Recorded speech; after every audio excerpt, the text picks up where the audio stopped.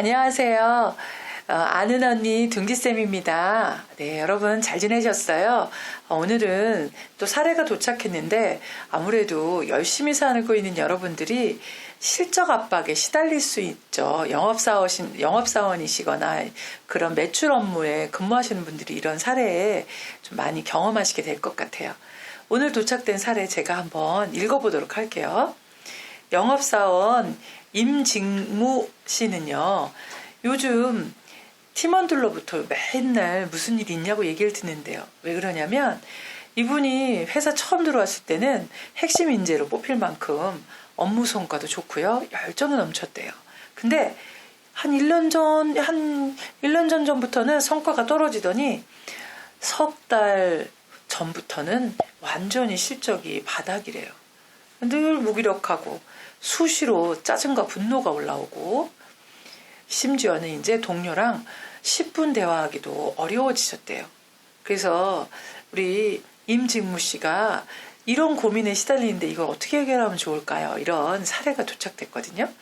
여러분들도 문득 그럴 때가 있잖아요. 그쵸? 이분의 사례를 저희가 천천히 한번 살펴보도록 해볼게요. 네, 이분 이러니까 얼마나 힘들겠어요. 그래서 이렇게 열정이 넘치고 성과도 좋았던 사람이 이럴 때는 분명히 이유가 있을 거예요. 그래서 이분 사례를 보면은 이분을 일컬어서 직무소진 증상이다 이렇게 표현할 수도 있을 것 같아요. 왜냐하면 이분이 처음에는 진짜 업무 성과도 좋고 열정이 넘쳤거든요. 그런데 이 열정이 넘치고 성과가 좋은 게 자꾸 성과가 떨어지기 시작하는 거예요. 그래서 슬슬 성과도 떨어지신 데다가 성과가 떨어지니까 얼마나 속상하고 무기력해지겠어요. 그러니까 심리적으로도 무기력하고 짜증나고 분노하고 이렇게 된단 말이죠. 그걸로 끝나는 게 아니라 이제는 마음이 이렇게 무기력하고 불편하니까 다른 사람하고 대화하는 것도 어려워지게 된 거예요. 아, 어떻게 해요, 이분. 정말 이분이 빨리 좀 좋아지시면 좋을 것 같아요. 그러면 이분을 도대체 어떻게 도우면 좋을까요? 여러분들도 잘하던 일도 왠지 안 될 때도 있고 또 막 스트레스 받아가지고 괜히 짜증나고, 그런데 이분 같은 경우에는 심각하게 볼 수 있는 것 중에 하나는 대화가 안 된다는 거죠. 대화에 집중이 안 된다는 거예요. 그래서 이런 직무소진을 경험할 때는 먼저 첫 번째로 내가 얼마나 열심히 달려왔는지에 대해서 심리적으로 지칠 수 있다는 거예요. 몸만 지치는 것만 있는 게 아닌가요? 그럼요.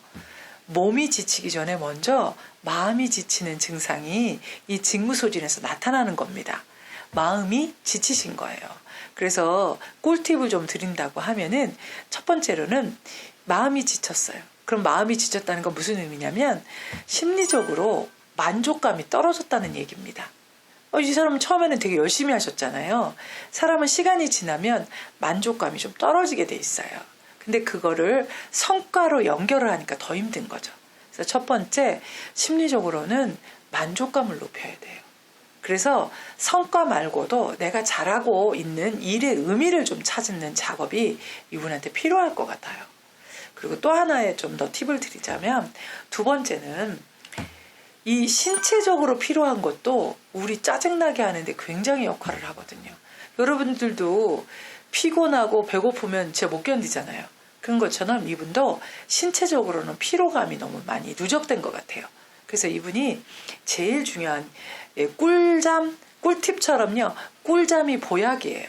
그래서 이분 잠을 많이 주무셔야 돼요. 그리고 좀 쉬는 시간을 좀 늘려야 돼요. 그러지 않으면은 초점이 안 맞춰지고 힘든 건 육체적인 피로 때문입니다. 그리고 세 번째는요, 너무 자기 만족을 일에서만 찾는 경향이 있는 것 같아요. 그래서 이분은요, 취미생활 꼭 하나 좀 가지셨으면 좋겠어요. 저도 최근에 너무 일만 하는 것 같아서 춤을 배울까 생각 중에 있는데요.